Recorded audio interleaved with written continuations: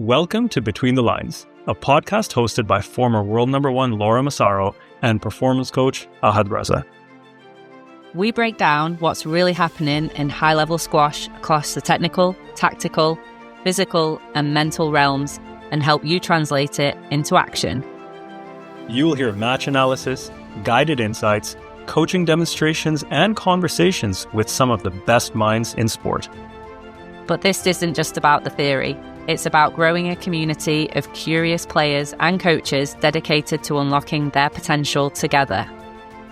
So if you're ready to train smarter, think deeper, and play better, join us Between the Lines. Hey everyone, quick interruption. If you've ever felt stuck in your squash, you're training hard but not improving fast enough, Laura and I built something just for you. Our new online coaching community gives you the structure, clarity, and live access to us every month so you can finally break past plateaus without paying private coaching fees. If that sounds like what you need, just email me at ahad@arperformance.com and I'll help you get started. Now, back to the program.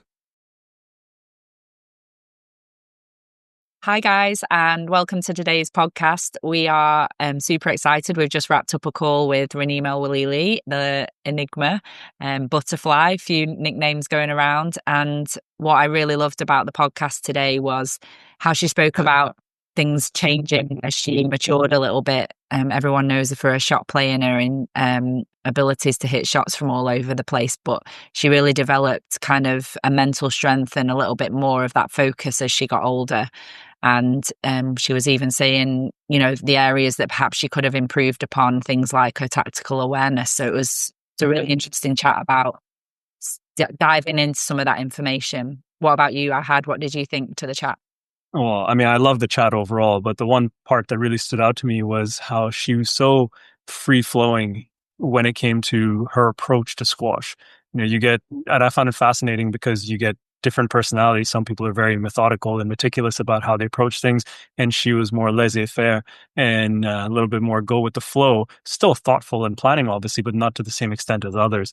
And you could see that theme throughout a lot of her responses as well. And I thought it was fascinating. So for anyone wondering, hey, can I get really good at something without being overly prescriptive and overly thoughtful?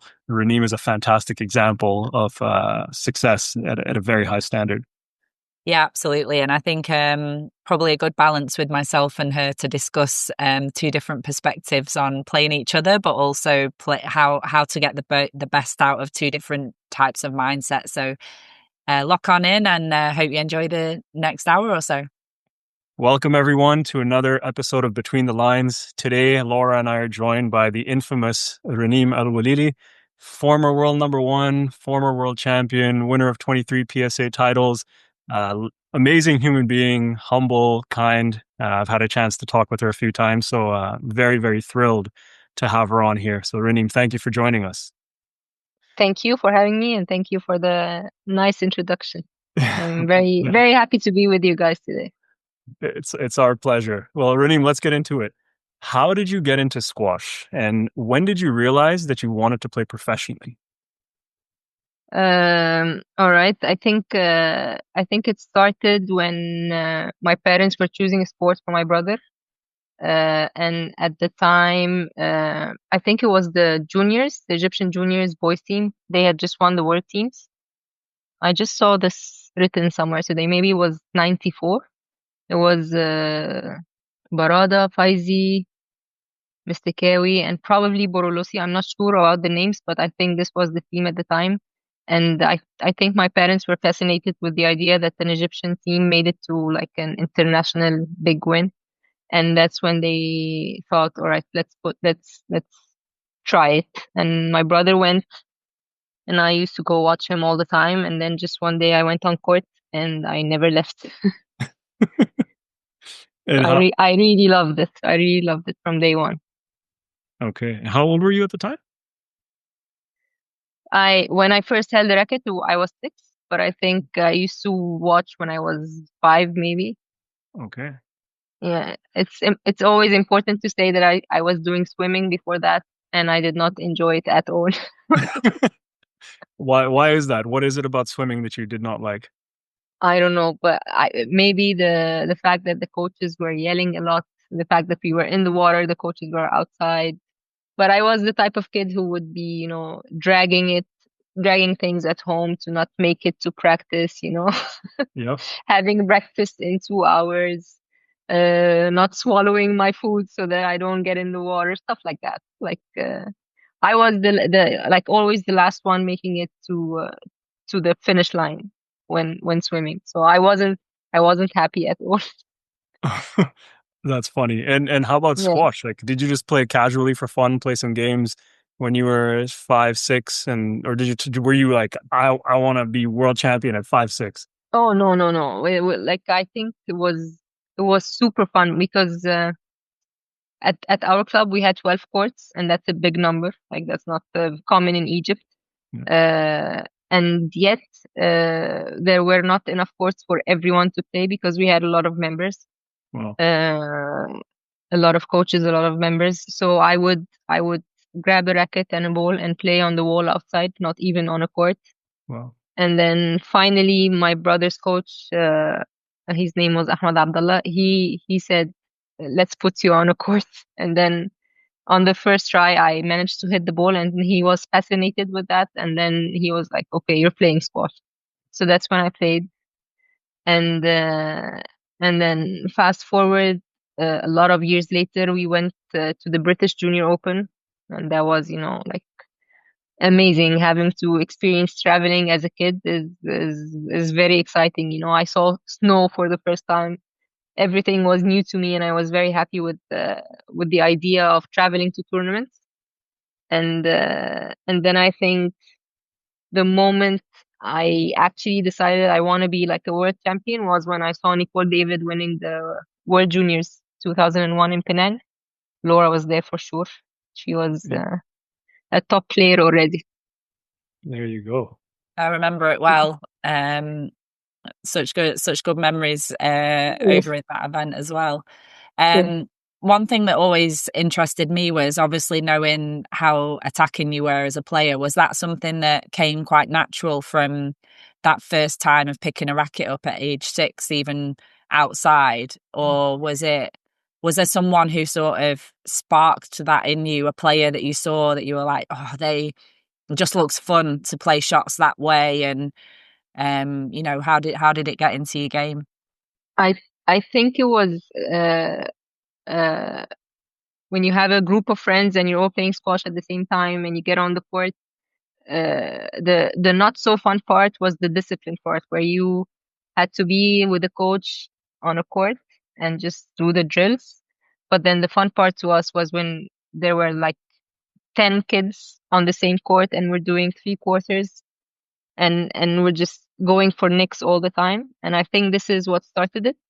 But of course, I have to mention the fact that we used to go to the Al Ahram tournament by the pyramids, watch Ahmed Barada, watch Peter Nicol, watch Jonathan Power, a lot of big names who competed back in the day. And to us, Barada was an icon. He was, like the way they introduced him to court, the way the crowd would go mad whenever he showed up. It was amazing to watch. And this sparked up something in all of us, really. And I believe this is what started it for so many Egyptians who are now retired, like myself. But yeah, I think it started with this generation of squash. Even though there were a lot of Egyptians before that who were actually successful, but this generation is the one that started everything for my generation, at least. And Raneem, what do you think? I mean, there are so many people playing in Egypt, outside of Egypt, women, men, whatever, but in the women in general, what Yeah. separated you from the other women on tour? And what allowed you to rise to world number one? Similar, Laura, with you as well, obviously. But what was it for you, Raneem, We're that not interviewing me. This is all about Renee.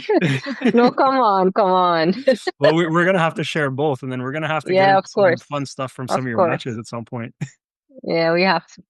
Uh, I I I want to say that the talent differentiated me a little bit, but then as I said before, talent doesn't count for much at the top level. But not not a lot of girls are very talented. Uh, Not a lot of boys as well are very talented, but I mean, this differentiated me a little bit, and then I think I kind of had an athletic body that was God given, and this was a gift that helped me move well around the court, have the eye-hand coordination as well. Uh, so I think this differentiated me a lot. Uh, and then over the years, you start adding things, and I think at the very, very, very top, what helped me a lot was being, like showing my true emotions on court and having a true character on court, and knowing who I want to be as a player, what kind of player, what kind of attitude I want to have. And the more I got to know myself, the better I got as a player, I think. Yeah, I mean, sounds good. Go ahead, Ahad. oh, I was just going to say, I think that's super interesting because Laura in the past has spoken a lot about her Ice Queen persona and just the power of the brand and knowing herself. What were some of those? You're laughing, Raneem. You faced off with the Ice Queen a few times? To Yes. dive into some of your experiences with Laura, by all Well, means.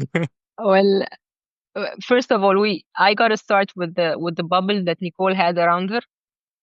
Nicole had a very big bubble around her. She was very nice, always smiling, always doing small talk here and there, but she would never give you anything other than that. Like, you would never know what she's feeling, whether she's actually happy or not, whether she's like, she's always talking about the weather, did you have a good summer? Did you have, it was always very small chat, but always very nice, very decent. But there was a bubble there for sure. Like, you never knew what she was doing, like, and then bit by bit, I think Laura started having a different bubble around her, like she started uh, being on her own. And I want to say right now, I feel this is happening with Gohar. Like, she has this bubble around her as well. Like, I don't want to say it in a bad way, but I'm pretty sure Laura remembers, walking into the room and pretending like she doesn't see anyone and she's not looking at anyone on purpose, I think. Correct me if I'm wrong. But she was definitely trying, to not mingle a lot. Uh, and then I remember at one time we played an exhibition somewhere, and then we actually started talking with the members at the club afterwards. And I'm looking at her like, she is super nice. Why doesn't she talk with me more often? I'm like, why? And then after you retired, I remember you told me like you were doing this on purpose and you thought this was helping you a lot. And it makes sense. Everyone does whatever suits them and suits their game. Mm.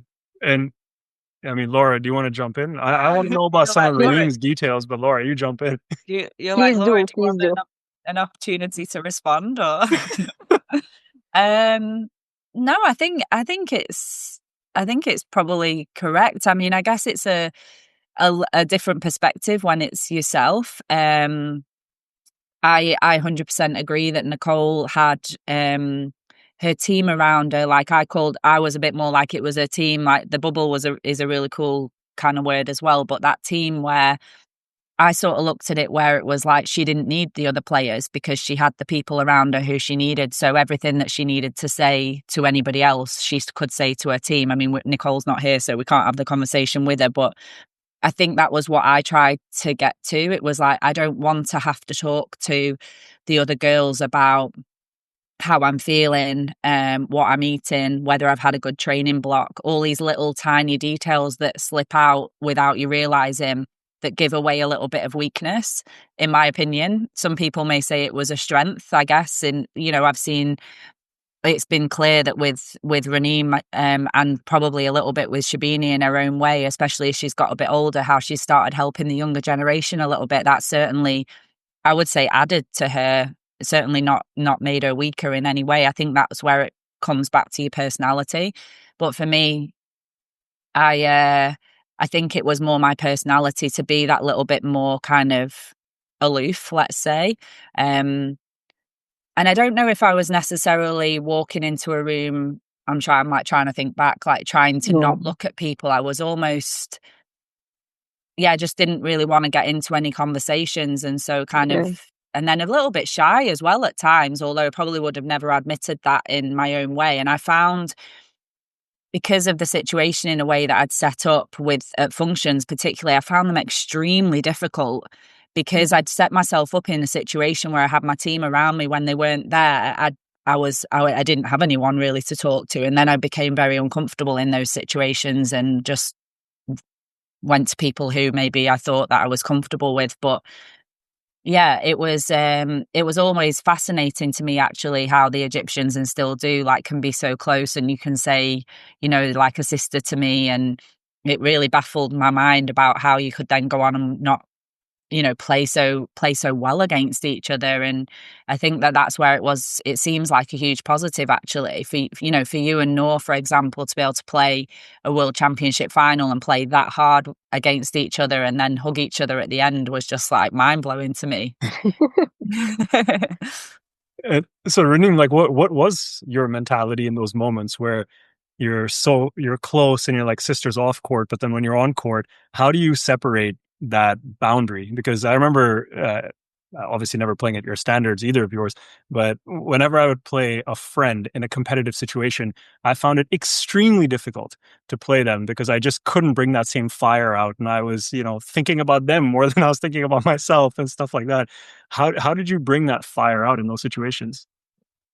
I think I struggled the most with these emotions when I was still playing against NG and Omnia because I was still younger and they were the older ones taking care of me in tournaments and, really mentoring me, guiding me, and like really helping me out in every possible way. And this is who I struggled with the most. It took me a lot of time before I actually beat NG and Omnia in big tournaments or in big moments. Uh, I even remember like having to have like a kind of a rude character on court against Inji at some point to be able, to like to to knock these emotions down somehow before managing to beat her.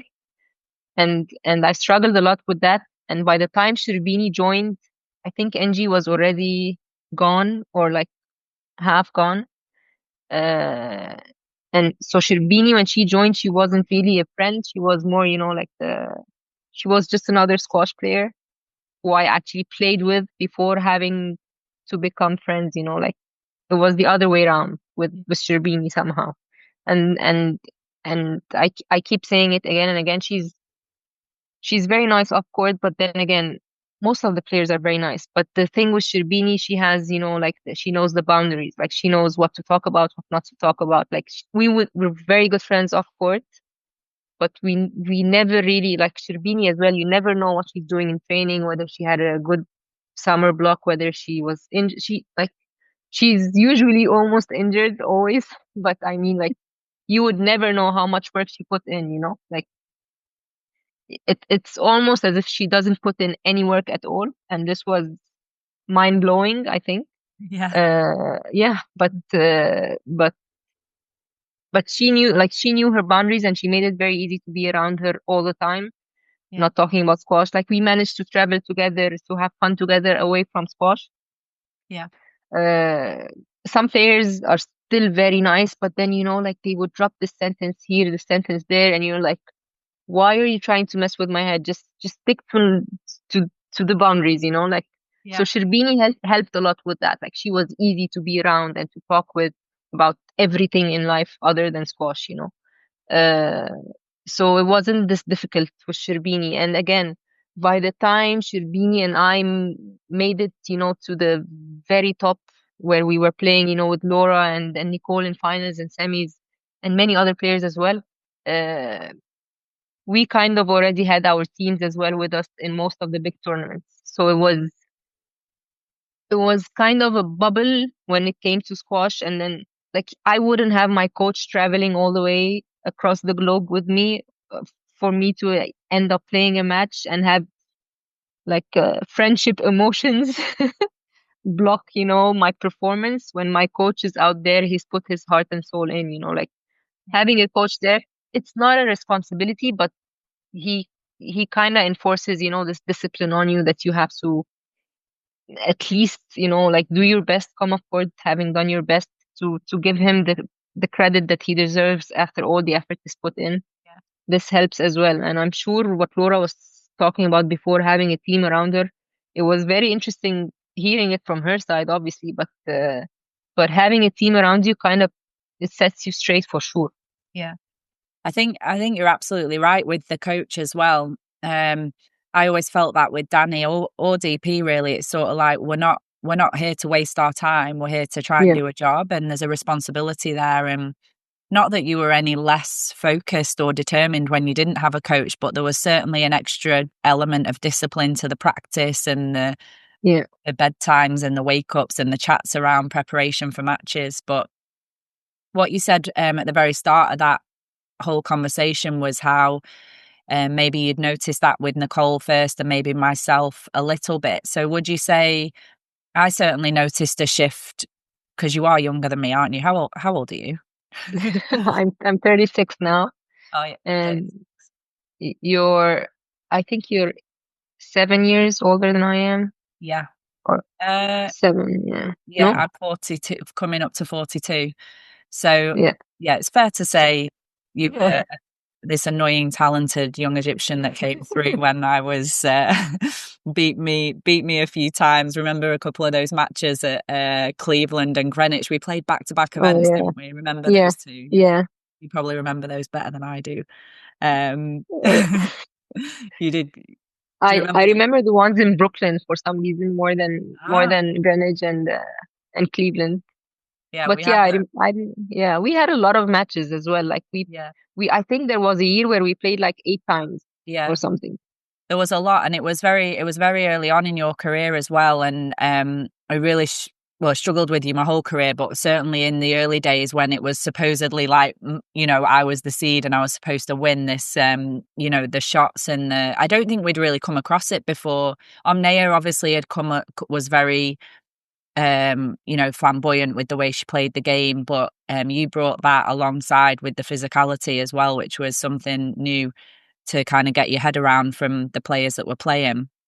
But when you talked a little bit about that Nicol team and then maybe myself a little bit, did you use any of that to kind of switch your own mentality or take any of that? Because I certainly noticed over the years a switch in your mentality, which maybe we can get into a little bit down the line. But anything particularly, let's say for example you're a young player coming through, and I'm really interested because I've got my opinion obviously with the personality that I was, but it's always intrigued me how someone can be that little bit more kind of dedicated and straight down the line with maybe your personality a little bit nicer. I think the responsibility grew bit by bit. Like I was also with the same team for the last 10 years of my career, so we were, like the three of us, like my fitness coach, my squash coach, myself, Haitham and Ahmed. We had a good chemistry somehow. We kind of found a way to be very focused, very disciplined. And I remember Danny talking to me about a transition that happens after you get married, like it happened with you. I think Danny was telling me, and it happened with me as well. Like straight off of marriage, I managed to win my first tournament uh, of the season. And a year later, I managed to make it to world number 1. So I think marriage kind of, especially for us in Egypt, because we move in after marriage, not before. So marriage is kind of, a big deal in Egypt. And you kind of, have more discipline and more responsibility, like you have. I don't want to make Egyptian girls look, spoiled, but when you move into a new house with your husband, you're now doing everything. Unlike when you're still with your parents, they're still helping out. You get home, the food is on the table somehow. Like our parents really take care of us until we leave the house, if we ever do. So, so yeah, it was a huge transition for me. Having to start the day, like preparing breakfast and then going to practice, coming back, preparing lunch, having lunch, and then going back to practice, coming back home. There was kind of a routine that I had to do. Otherwise, like the discipline kind of came the older I got. Uh, I'm not sure whether I learned something from the bubble that I was talking about, but uh, but I remember growing up, I was always, since I was close with Angie and Omneya, and at the time, Angie and Omneya were very close to Rachel Grinham, Natalie Grinham, Latasha Khan. They were the kind of uh, group of players who would, they were very easygoing. They were not very strict, like I remember Rachel would eat McDonald's before her matches. Like she was very, she was doing very strange things, and Rachel is one of the players that I looked up to the most, I think, growing up. To this day, I think she's amazing for still playing tournaments. She chooses not to retire. She loves the sport and she wants to keep playing until I don't know for how long, but she's still, I see her name in tournaments and draws, and I'm amazed at what she is doing. So yeah, I think the group of players that I grew up close to was different than, I want to say. I remember Laura, Madeline Perry, uh, Allison. They had their own routine. They were very disciplined, very professional, and I had two extremes to look at. I think not extremes in that way, but for some reason when I remember Madeline, I see like discipline. Like she was very professional, and not just them. So many girls that I learned from over the years. Uh, but Laura, for some reason, always stood out because I remember her from that World Juniors. Like from this long ago, and she was always a top player. She was always, very very. I want to talk about the contrast between Laura and Allison. I think Laura was ahead in the juniors, right? And Allison Waters. Yeah. Yeah, so Laura was always, a very strong contender from the first day that I saw her. Allison, on the other hand, she was not a very strong junior, but over the years she got very disciplined, very strong. Any training session that I would, whenever I stepped on court to have a training session with her, it's a half hour on your match day in the morning, but she always gave her 100%. Stuff like that. If like every player kind of instills something in you, and over the years you keep building these experiences and these traits that somehow shape you to be the player that you want to be, at the end. Hmm. So yeah, I think it was a mix of so much. I do have to ask, did you try the McDonald's diet at some point to see if it had worked for you? It was a diet of so many Egyptians. If we're talking about the British Junior Open, I think we would get out of the airport. The Egyptian team's bus would stop at either, I don't know, I don't remember whether it was a Burger King or a McDonald's, but this was the meal that we ate. And to us Egyptians, it wasn't, nothing was strange about this, like it took us so long to, like, I remember when I first started to organizing my diet and trying to eat healthy, I was very old already. Like I wasn't, this didn't start early. Like the culture of eating healthy, of being a professional athlete, it wasn't instilled in us Egyptians. Like only now, like when I look at Hania, she's very disciplined from a very young age. It wasn't like this for us. And now when I see them, I don't want to say struggling, but when I see them um, under a lot of pressure, it's because they're putting in so much more effort than we did when we were their age. And it makes sense that at an earlier age, they're they're frustrated. They're super frustrated when they don't get what they work for. It's I'm sure there is a balance to it, but Yeah. I keep looking at contrasts and I keep looking at our time and the time now, and it's so much different. Well, there's such a fine balance between optimizing performance and overloading and stressing yourself out by trying to over optimize performance, right? Like the occasional McDonald's, the occasional ice cream or chocolate bar, I don't think it's a big deal. Now, if you're eating McDonald's every day or chocolate and ice cream every day as a professional athlete, that's a different story, right?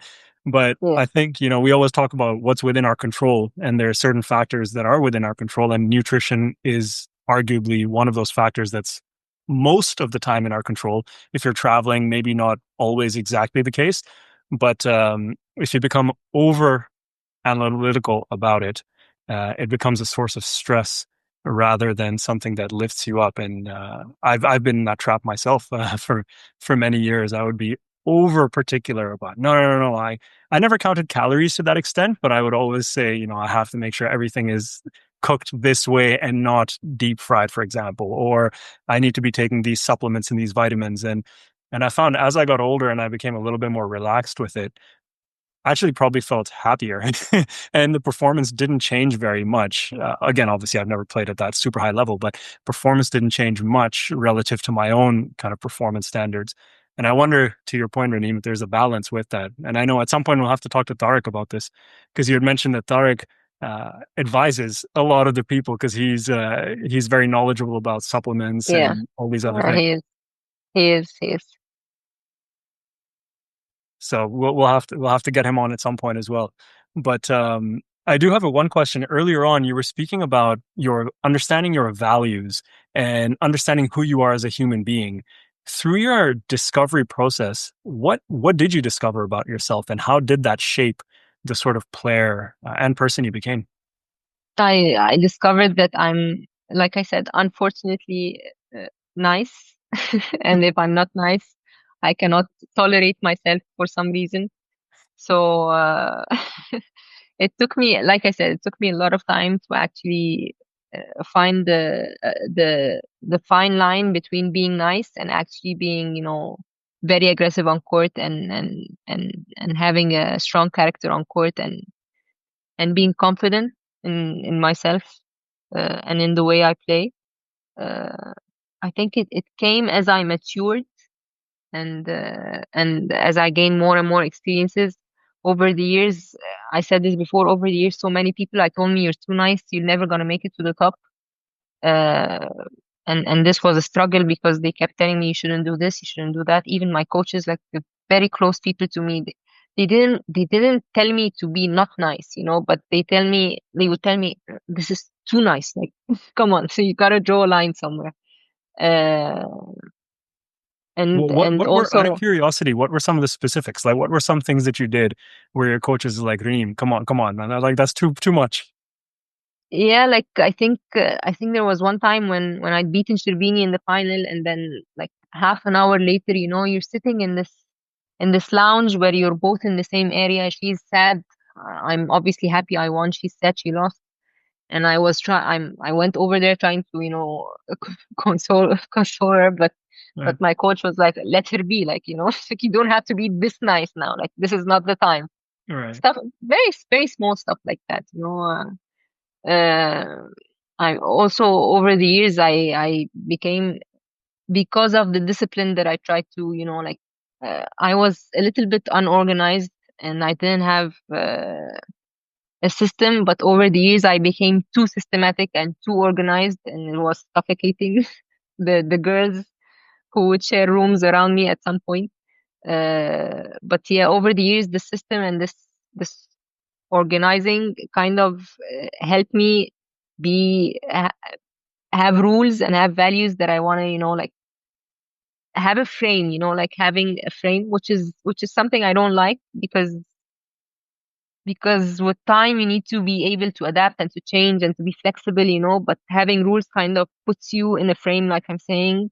But then again, if you don't have values, then you're not gonna, like, at the difficult moments, you're not gonna come through with doing the right thing, so I decided that having rules and having values for myself would always make me do kind of the right thing as much as possible, and avoid being put in a tough situation where I made an awful mistake and have to, make up for it.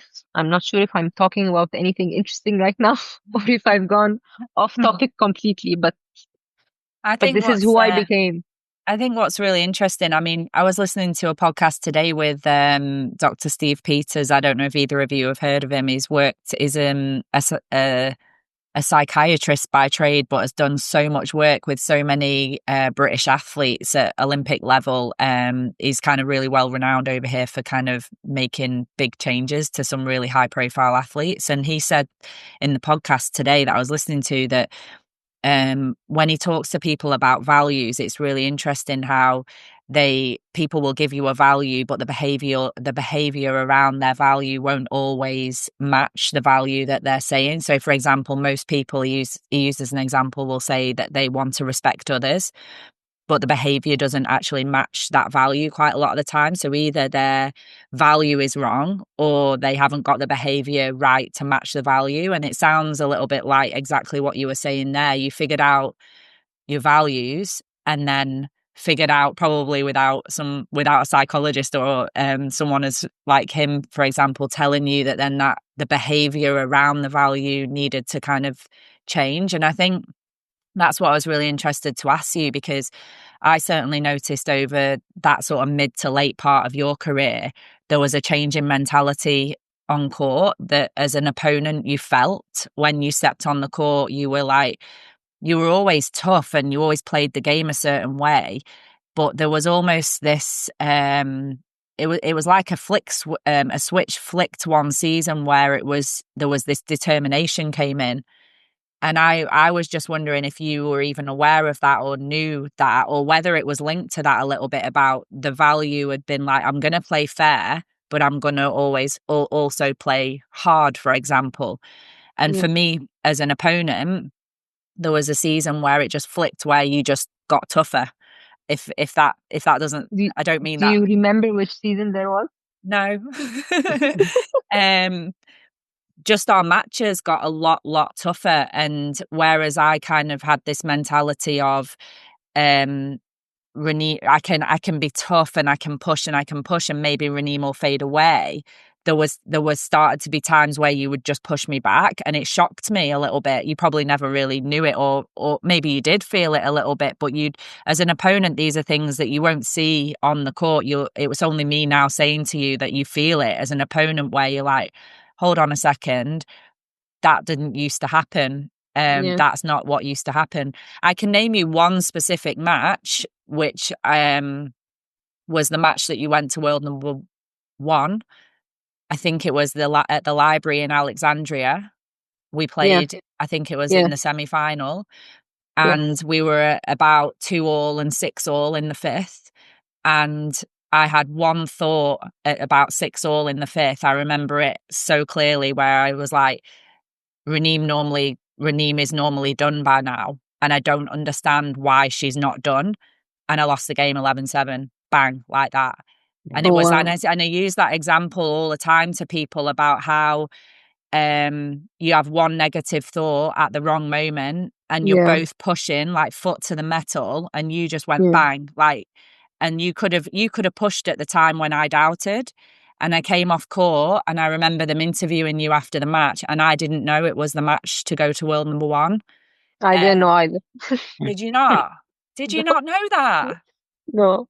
So, well, that's just ruined a load of my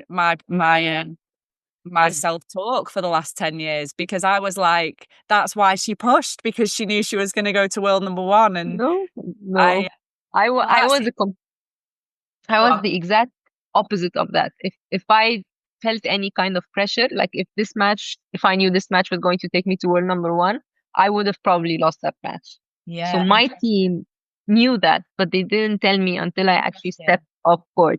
Interesting, because the match that I got to play for world number 1 was also against you, weirdly. Yes. And you played very well. And you didn't. I did. Exactly. I was having a bad... exactly what you just said about that kind of mentality. But no, I bring up that match because I came off court and I heard them say it in the interview, and I went mental at Danny out round the back. I'm like, that was it. And I didn't know if I'd have known, it would have all made sense that why she was pushing, and I just assumed that you knew.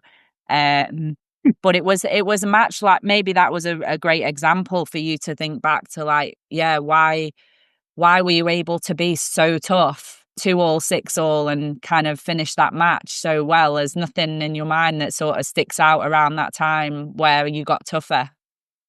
I remember this tournament very well, and I remember my coach Haitham. He was not there because he had a wrist injury and he had a surgery right before. Yeah. So I had Basim Makram fill in uh, for him, and I remember I was not very comfortable because he wasn't there. But but the fact that I was playing in Alexandria, my whole family was there. The whole like the whole crowd was behind us as well at this tournament. I remember very well. My friends were there. They were all watching. This I think gave me the biggest push. Like I would always play better in Egypt than anywhere else. I think like I said at the beginning, when you have your team around you, you kind of have this sense of responsibility. I would definitely like a crowd cheering me on was something that would light a fire inside me. I think this was it. Yeah. I remember uh, at some point during this match you did something and I almost smashed my racket against the floor, but then I didn't. I kept my nerves, and I remember someone messaging me after this telling me, like there were a lot of kids there watching you. You should be more aware. You shouldn't do this. You shouldn't do this again. Like, Wow. and in my head, I was like, what does she know? Like she has no idea what kind of emotions I'm going through on court, Yeah. and I still didn't smash my racket, so I did very well in my head. Yeah. But then years go by, and I don't think I ever did it again, believe it or not. Yeah. So this is what I remember about this match for some reason. But I remember it was a tough match. Like the conditions, they were very hot as well, Yeah. very humid. Uh, but this was definitely one of my favorite tournaments ever played. For some reason, I never remember it until you mentioned it now.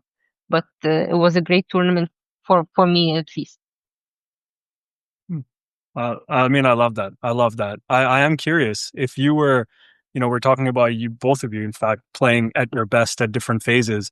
If you were still playing today, Raneem, and a coach asked you, what do you do when you play your best squash? What would you say? And it could be mental, it could be technical, it could be tactical, physical, like the whole 9 yards. I think I played my best squash when I was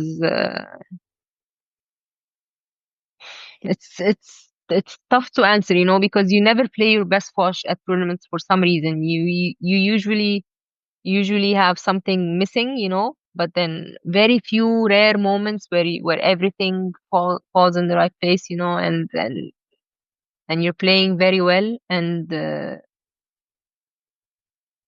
it's kind of a zone, like you're moving well, you're not feeling heavy. You have the touch of the ball. You're not you're not feeling it. Uh, and then again, you have a clear head, so you're not making a lot of errors. You're aware of what's happening on court, so you know when to push, when not to push, when to relax, when to take your time. Uh, this this is when I've played my best. I think when I had mostly a clear head, I would say a clear head, but then also like the movement was very important to me. If I felt slow, and I felt slow a lot of times, I've lost matches just because I felt that I was slow, even though I had other things to use to help me win the match. But the fact that I felt I was slow, that would bring me down big time Mm. in And in and when in you a lot felt of you were matches. slow, were you actually slow or was it mostly in your head? Like, would your coach say, "Yeah, Raneem, you're slow today"? Not slow in movement wise, but like you're late to see the ball, Yeah. and that automatically translates into one step slower off the tee, and then that first step uh, is not as big as you want it to be as well. So then the whole cycle, keeps happening, and then it's on repeat because you always feel like you're late to every ball, Mhm. and then it's not a good combination for me at least. I remember asking Shabana, what do you do when you have an off day movement wise? And he was like, yeah, that doesn't happen. And I was like, is this a girl's thing? Like, are boys naturally always moving well? Do they ever feel, like they're slow? But he told me, yeah, I never felt that. And I was I think it's a bit of a female thing, to be honest. yeah, Yeah. And I also remember speaking to DP about it a little bit, and he would say to me, you can tell when women are nervous because they get a little bit slower. They're either a little bit slower, like you said, maybe reading the game, or he'd say to me that you look like you're stuck in treacle on the tee or stuck in mud where you like can't get your first step going. Yeah. And I think that with the men, he would say it doesn't show up in the same way because the physicality is there. You see it with the men when a drop shot goes in a little bit high. That's when you know Yeah. that the nerves are there with the Yeah. men. So I was actually going to ask, is probably a perfect segue actually for that to say we've had a few different coaches on and a few different perspectives so far, particularly with the movement side of the game. And since you touched upon that, I'm interested to get your take on the movement that you developed, because you were really unique in your movement style. And I think it's fair to say as well that you were always really ballistic and really powerful, explosive. It was something that was a bit different, I felt, in terms of Nicol was fast and you were fast, but you were also explosive, probably more so.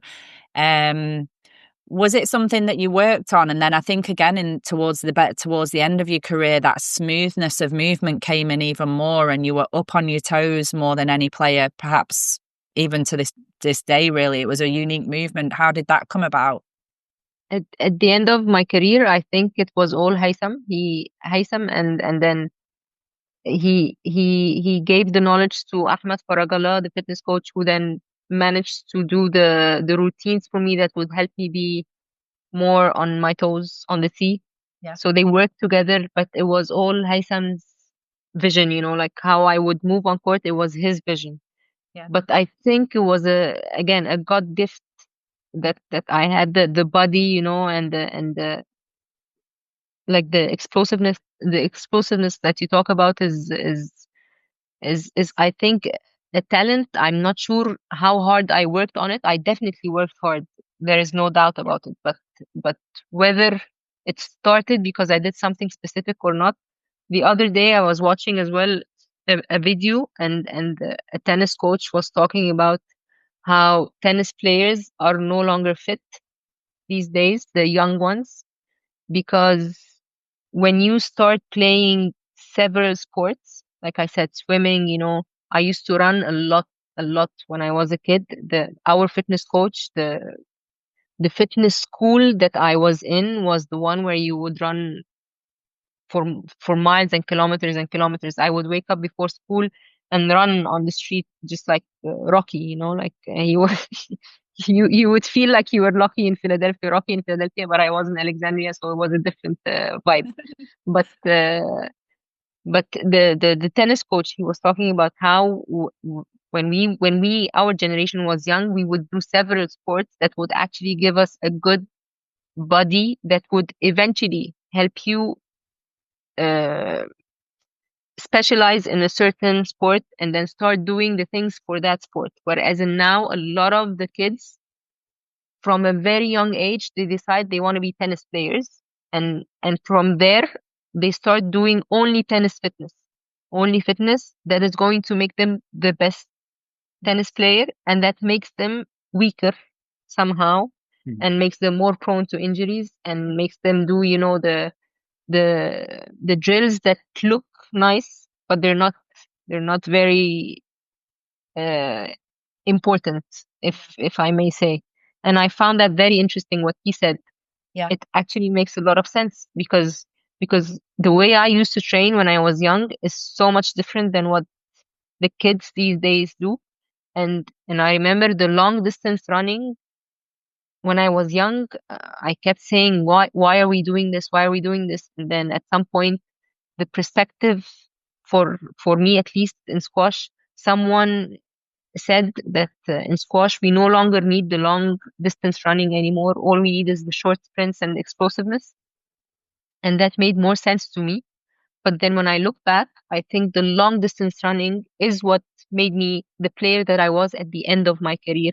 And somehow uh, I didn't have major injuries, and somehow I resonated so much with what this tennis coach was saying the other day, and I found it very interesting. And I think it's so true. Yeah. I mean, I would agree that I definitely didn't even really know that I wanted to be a professional until I was about 17 or 18, and Yeah, my training was so varied. I only started playing at like 6 or 7, and I swam as well and did all of the sports at school, and I can totally see how that kind of helps, if nothing else, keep your body quite even.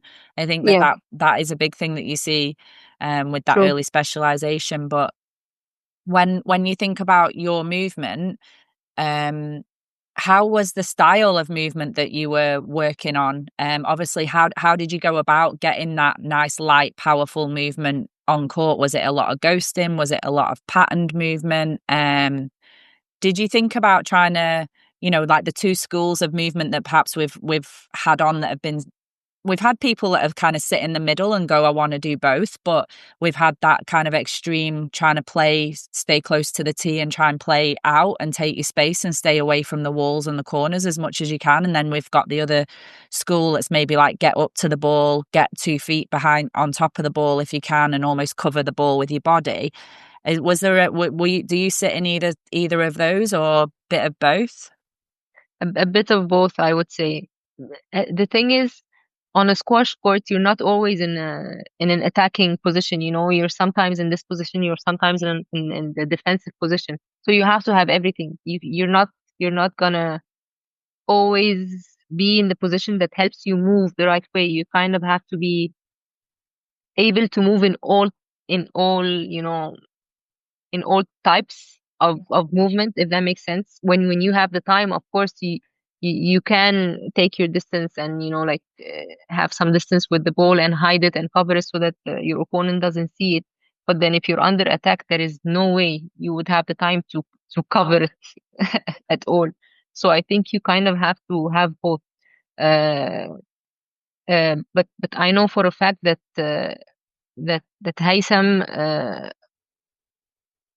he's the one who broke down the movement for me in my head, at least. So then I was able uh to know how to be explosive off the tee, to know what I do to get that quick, take off, to be able to recover when you've gone the wrong way first and then come back. uh he would make me get the ball even if it bounced twice. He would say, still go get it. uh to be very honest, I hated ghosting.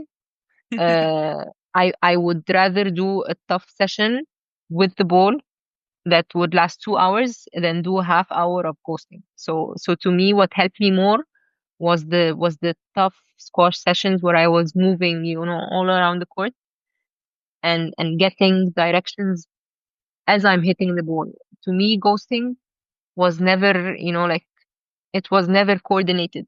It was, you know the steps, you know them by heart, and then you do them, and then this is nothing like what happens in a game. So to me, as important as this is, until you actually know the steps and you know the distances to where to get from where, it is never the same in a game, like, so yeah, I wouldn't say I did a lot of ghosting, but definitely so much work with the ball on court. I am curious, what were, like, when you said Hytham broke down the movement for you, what was your understanding of movement before? Was it totally instinctive and totally natural at first?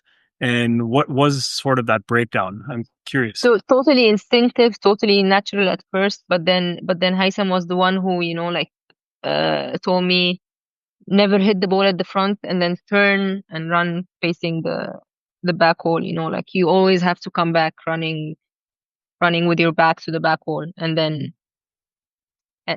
stuff like that, these small comments. Your first step should always be to the front, it's not to the back. Whereas when you're doing ghosting, you're always moving to the, like, you're always moving backwards, for example. Hmm. But then in squash, you want to hit that volley, so you don't want to go back. You want to go to the front first and then move with the ball to the back. It's nothing. This is this was never something that I did in ghosting. In ghosting, it was more uh endurance, breath, like, how to recover quickly after a tough, set of sprints on court. but it was never like what actually happens in on court in a game or in a match. So what I would do in ghosting is definitely important on some level, but then what's more important is how you move actually with the ball, not without it, I would say. I love that. I love that. I do have a question about if you could go back in your career or you were still playing, let's say, is there something that you thought about that you would have done differently to maybe allow you to just dominate the women's game for years on end? No, I wouldn't have it any other way. I love that. It's yeah, yeah, yeah. No regrets, no look back. Just if you were to coach yourself, let's say, what part of the game would have made you an even more complete player, if any, or do you feel like you maximize your potential? Honestly, I think the way I had it was the best. I enjoyed my junior career very much. It was a lot of pressure at some point, but it was not. Uh, my parents were not, the were not. I want to say over my head. We say that in Arabic. They were not over my head all the time. They gave us space. They were there, of course, most of the time, but then not the whole day. So like I always say I was blessed that my mom had a job. So in the mornings I could go to the club and do whatever I want and not have her sit outside, wait for me to finish my session and then take me home, Like I could stay at the court, I could go for nicks with my friends. We would, hit targets. It was super fun. So this is me growing up, and then when the junior career ended, uh, I started traveling to PSA tournaments, but then I was so young, like I said, so I was taken care of by the older girls, and you heard me talk about them. I learned so much from them. Whereas now, the other girls, they have shortcuts, but Mm. but the tournaments are not as fun. Like everyone now gets their Uber Eats and they eat in their room on their own. Whereas we had so much fun. We would go out, we would chat. These are the best memories that I remember right now. Like when I look back, this is what I remember. You don't remember of course you remember the wins, the losses, the matches, but then the fun part of it, of the process, of the journey, is what you remember the most at the end of your career. So yeah, if I had made it to the top at an earlier age, this meant that I would have had less fun earlier on. Then no, I wouldn't have it any other way. I'm glad I did it this way. I love that. And speaking strictly from a squash perspective as a player, is there any aspect of your game, if you could go back and add to it, that you would say, hey, I would have loved to have gotten better at this skill or in this phase of a match or anything like that? I would have loved it if at an early age someone had taught me the proper tactics of the game, Hmm. if that makes sense. Because this is an area where I struggled a lot with in my later years of my career. I it sometimes made me feel like I'm not as smart as the other players on court. Playing Nur Taib was the worst. I always felt like they were a little bit smarter than me on court, knowing how to play now, what to do next. Okay, she's doing that. I would counter it with this. And I wasn't very good at that. I was more instinctive. I would play with how I feel like I want to play or should play, but not necessarily with the way that should be played right now in order for me to win. Hmm. Do you think that was an understanding a little bit more of your own game as you matured a little bit? I mean, I'm thinking back, obviously, because you said that you felt like I was quite good at that. I'm not sure anybody taught me. I'm trying to think really, maybe whether anyone taught me how to do that. I'm also wondering if maybe I just had less options than you. I So mean, it was quite I simple for me to just put the ball on the wall and keep it simple. I don't think it was just that. I think I think I didn't watch a lot of squash. Like I never watched myself play, and this is not good. Yeah. Like I didn't want to be again in a frame where I have to do this now. I need to fix this. I need to play like that. I should play like that. Uh, I didn't want to be going on court and thinking when this shot happens, I need to hit this shot. When that shot happens, I'm going to hit this shot. This kind of restricted me somehow, and I didn't like it. So I preferred not knowing how I'm going to step on court today. Like, of course, there is, a plan, but then there is not a plan that looks like from here you hit this, from here you hit that. It's more, it's more flexible than that. It should be more flexible than that, in my own opinion. So did that change when you said you got a little bit better at that towards the end of your career? Did you start to say to yourself, when they hit that shot, I'm going to hit this shot? Or No, I started asking questions. What if this situation happens? What do I do? Like I started getting advice on how the game should be actually played. But if you ask me to watch a game and look at it and then tell you what is going wrong right now, I'm not very good at this. I'm being very honest. This is not something that I'm strong at to this day. Like I'm I'm very good at telling you, okay, you need to move better here, you need to hit the ball better there, but I won't be able to tell you, okay, uh, the pace dropped off here, you need to make it quicker. Like I'm not this kind of player. I'm the kind of player who tries to hit the perfect shot every time. Obviously not not the best way of putting it, and obviously you're never going to hit the perfect shot every time, but I mean, like, I was the type of player who wanted to move well, hit the ball well, and keep it basic and keep it simple. Hit as many volleys as you can. When you have an opportunity presents, take advantage of it. If you can find a way out, just keep running and getting everything. Like simple plans. I never was like, I want to say, in my head, the best players at this. I would say I struggled a lot with you, with the Tayyib, with Shirbini.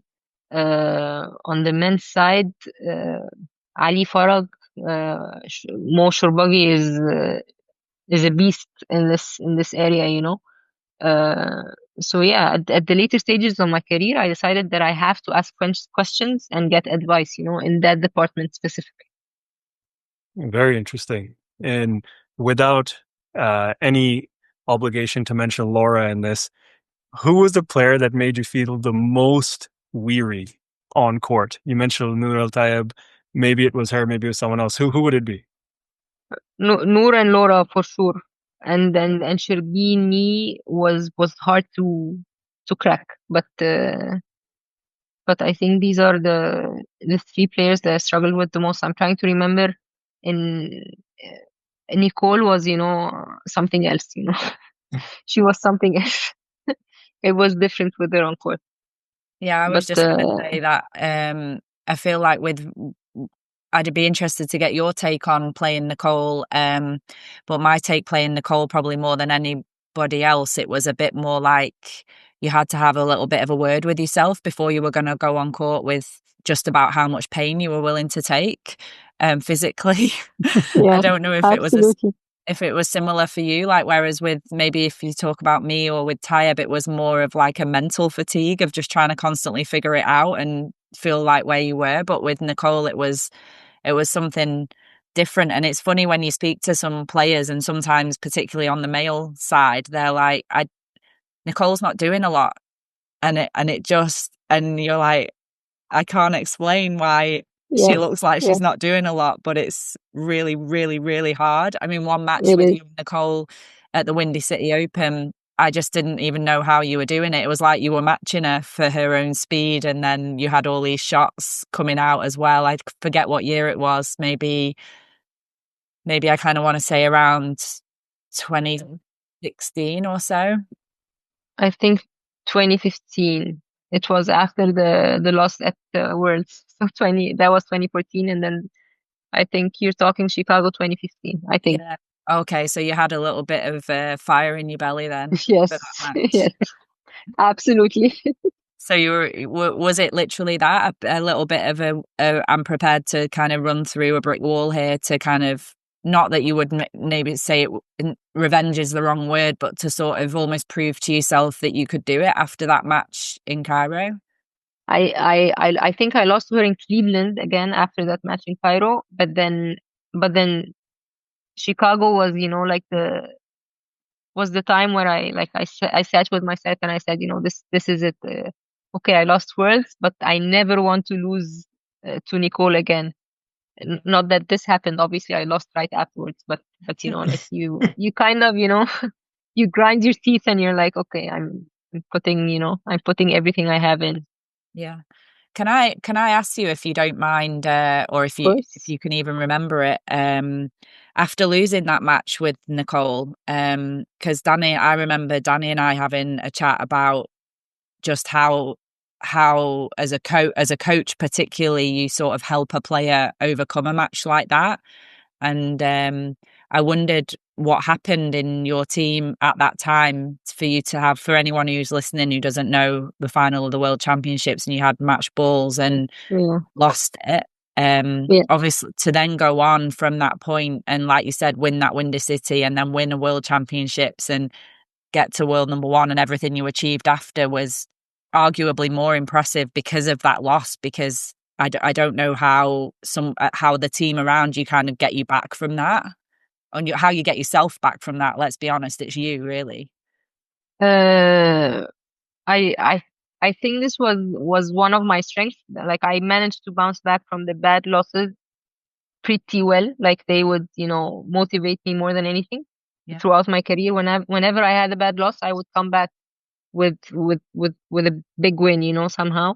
yeah, Uh, from a very early age as well. But yeah.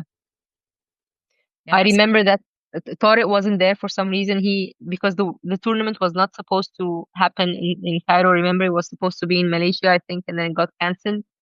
And Tariq had planned to go to Finland for an exhibition with Oli 2 minutes. yeah, So he wasn't there. Uh, but I remember after this match, obviously my family, my friends were there. We still went out to dinner. It was a very painful loss, but life moved on. Like I went to dinner. I sat with my family, with my friends, a casual dinner, and then my coach Haitham, he messaged me that night. He said, "Okay, we lost worlds. We're gonna make it to world number one." Like the goal was already set that night. Like mm. and I like the sound of that. Obviously, you sleep or you don't sleep, and you wake up the next day, feeling awful again. But the next day, I went spend the day with my parents. Uh, Omneya very graciously spent the night with me at the hotel. She could have gone home. Her home was like 5 minutes away from the hotel, but she insisted on staying with me. So we spent the night, and then the next morning I went to my parents. Then picked up Tore at the airport, and then when we went home, he sat me down and we had a conversation that I remember almost everything that he said. But what stood out was he told me, uh, he gave me the example of Gautier, Greg, how many finals he had been in and he lost, and and and this was another trigger, another switch, and I was like, yeah, that's right. And then the words after, I actually lost the final to Sherbini again, but then Greg was the one who came to me and he was like, look at me. I lost so many times, but eventually I won. Your time is going to come. And again, these small things, like you think they wouldn't affect you, but I remember them to this day. So these very small things, a word here, a word there, and they kind of shape how you look at things, and they shape your mentality, and you keep thinking, if this player did it, then I can do it too. And it's not a very big mountain to climb anymore, because once you look at someone who's been through what you've been through and he's come through, it's easy to then come out of it. Yeah. So yeah, but I remember after this match, for some reason, I remember everyone, even because TUC was like a month later. everyone, coming and hugging me, and they were like, we felt like there was a death in the family, and I'm like, guys, it's not this bad. Come on. It's much simpler than that, but yeah, it was big. It was big. I feel like I got a goose pimples listening to that because well, firstly, it's actually really nice because I don't know what I thought in my head had happened, but like you said, it does feel a lot like sometimes a bad loss like that, or something that everyone's about on the verge of celebrating with you, and then it doesn't happen. It can feel like a bit of a death in the family, or it is quite sad. I guess just following up from that again, have you got any memories of those match balls that you had and what was going through your mind? I guess it's me trying to get into your head of what changed from those match balls. I mean, what happened when you had match balls again against Sherbini? It was Manchester, right, when you won the Worlds. Did you have any thoughts on? Tell us first what happened in Cairo and then what happened in Manchester when you won it. Okay, one very important person I did not mention here. I lost the Worlds final. Shorbagy lost the Worlds final at the same time. And Shorbagy, he was messaging me before the final. He sent me a message and I responded, and he was like, "What are you doing on your phone? Why are you even replying? You should not be on your phone. You should be focused on your match, on your plan. You should be doing this, doing that." We were very close at the time, Mo and I, and I would get his advice all the time. I don't think I helped him at all as much as he helped me, when we were playing. And after that loss, we both spoke again because we both had lost, and we talked about how we couldn't watch the replay of the match. And it took me so long to watch the replay again, mostly because I remembered most of the rallies from 10-6 up until I lost that game. But what stood out in my head was I had an opportunity to hit a drive from the front and win, but then the drive was too short, and then Nicol got it. But if I had hit the perfect drive at the time, I would have won that match. This is the memory that I still have to this day. This is the point that I remember the most. But I remember the other rallies. I played everything correct. I didn't do any mistakes. Nicol was just being Nicol, and she was very good. But then the biggest lesson as well that I took from this match was that the fifth game I did not show up. I was gone. It was over. So Haitham was like, "This can never happen again. You lose one game, you still play. You still have a chance to win this match." Yeah. And this was one of the big lessons as well coming out of this loss. I'm not sure I answered all your questions, but the one from Manchester, what was going through your mind? Yes, in Chicago when I was playing Nicol, I was 10-6 up in the game where I won, and when I was serving, I remembered that. But then luckily I ended it on 11-6, I think, so it was easy. But then Manchester was 10-6. Sherbini got 1 point. It was, I think, 11-7. I finished. I didn't think of it. I didn't remember it. But when I came off, my brother was there and he was like, I was so worried you were going to do the same thing again. But then, yeah, it didn't. But to this day, whenever I hear I was 10-6 up and then I lost, I'm like, yeah, I know how you feel. Yeah, I know how you feel. Well, It gives you a lot of empathy, doesn't it? When you helping other people or coaching or doing anything on court, there's a lot of empathy there for those losses and the wins as well. You know a little bit more what to do and what not to do. Hopefully, I don't know. Yes. I felt so. I want to say I felt so bad for Olivia Fixer against Sherbini at Worlds this year. She was, I think, 8-4 up. Yeah. And I messaged her after that match, even though she was playing against Sherbini, and I'm obviously rooting for her. But I felt really, really bad for her. I'm sure it wasn't easy coming back from. Yeah. Well, Raneem, from my side, I have one other question related to your perspective on some of the things that are happening in the squash world at the moment, and it's really around the movement and refereeing side of things. What's your perspective on taking space and line to the ball and just kind of managing the chaos that's occurring these days? I think it's gotten a little bit out of hand, and uh, I'm trying so hard not to say something that is going to uh, be looked at in a bad way, but I'm honestly not very keen on watching some of the matches on the PSA Tour anymore because of the movement has gotten very bad in in a way, and for some reason it is hard to control. Uh, and I feel for the referees because I know how hard it is to control a match that has gone, bad movement wise. But I am sure there is going to be a solution soon because otherwise we are going to lose uh, our love for the sport. It's not going to be fun to watch anymore. Yeah. Were you how when you were playing, did you stick the hip out a little bit every now and then? Did you take a little bit of extra space every now and then? I know Laura's admitted to doing a little bit of that occasionally in her career. Against Laura, against Taib, I did this. Yeah. I had to. If it's done to you, you have to do it back. You cannot, But unfortunately, I wasn't very, I wasn't able to do it, so I looked bad when I did it, and I also lost the shot afterwards because I couldn't hit a proper shot. So it wasn't for my own good.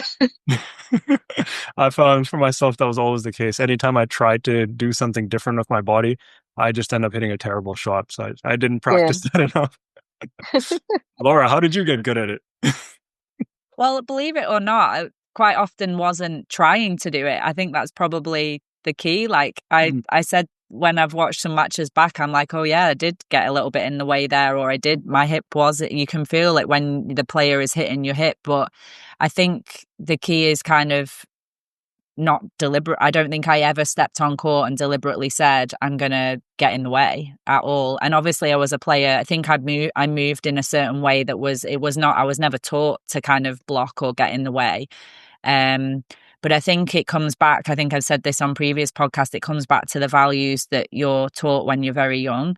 And for me, I think very different to Raneem, was all about winning, and it was kind of win at all costs necessarily. And it comes back to your values, doesn't it? And when your value is win, and that's the most important thing, your behavior, like I said before, your behavior kind of matches the value.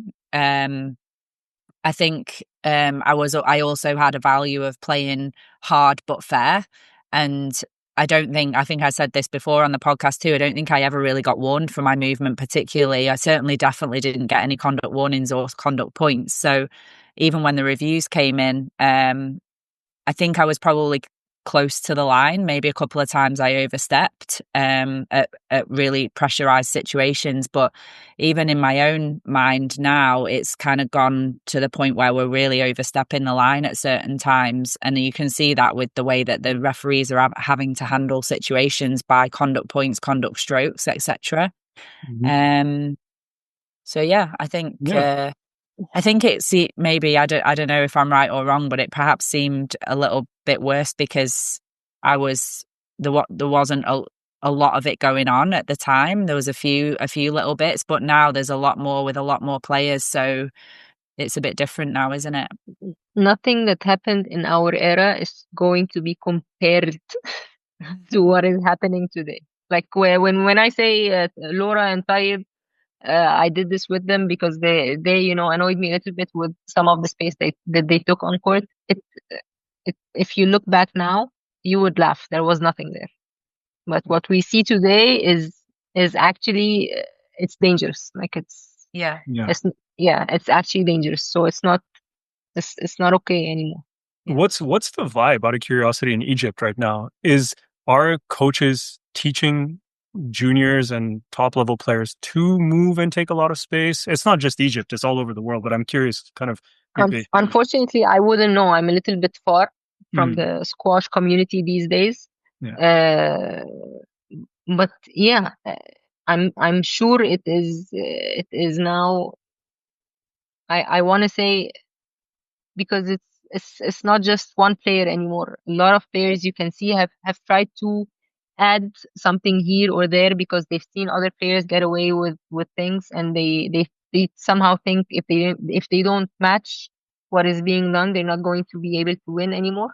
So it is being taught and it is being worked on, but it looks so bad, Yeah. so bad.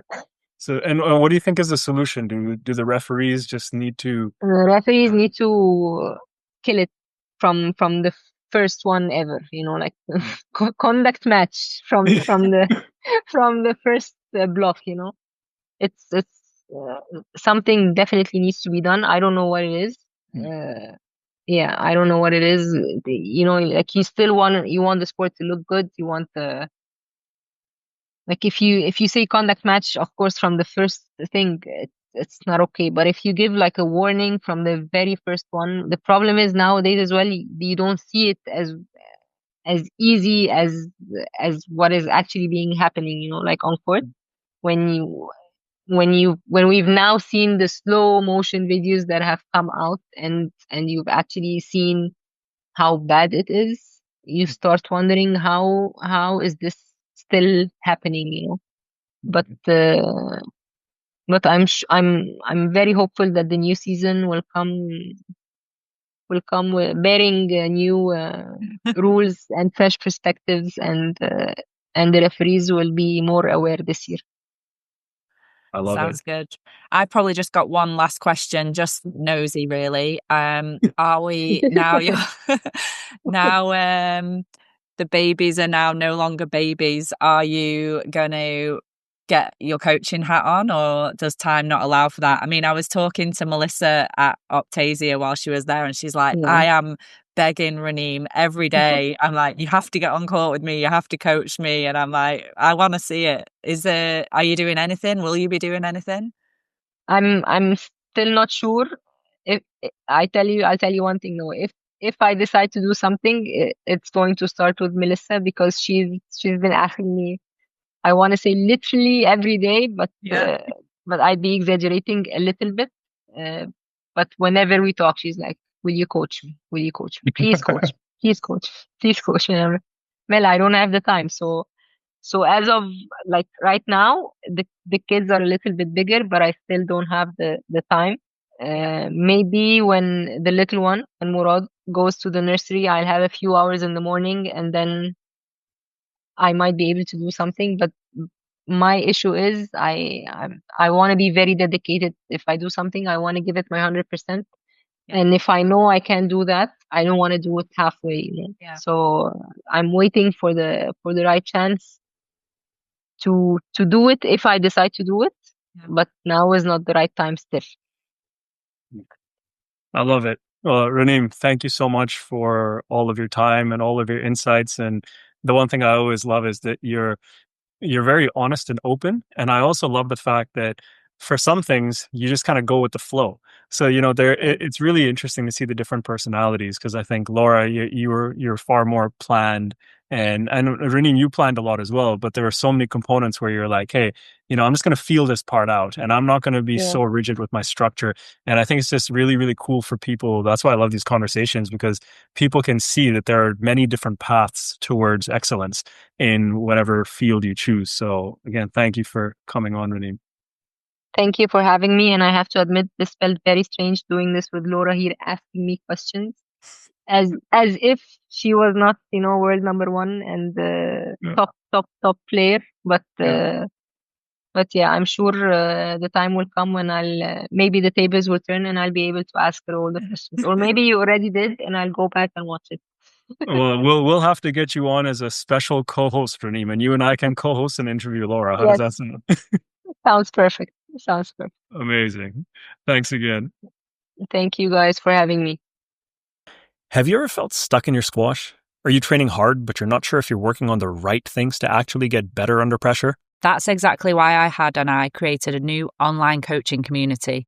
Unlike other programs that give you just drills, we give you a framework so you know exactly what to work on, why it matters, and how to hold up in real matches.